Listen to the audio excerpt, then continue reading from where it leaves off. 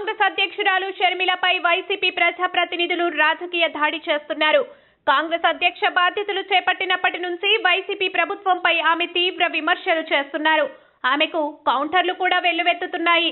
తాజాగా ధర్మవరం ఎమ్మెల్యే కేతిరెడ్డి వెంకట్రామిరెడ్డి మీడియాతో మాట్లాడుతూ షర్మిలకు ప్రశ్నలు సంధించారు.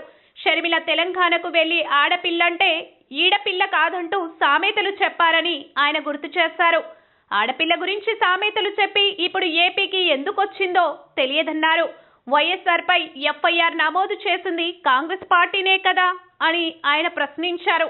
ఈ రోజు తన స్వార్థం కోసం కాంగ్రెస్ చేసిందంతా మంచే అని షర్మిల చెప్పడం తప్పు కదా అని ఆయన ప్రశ్నించారు.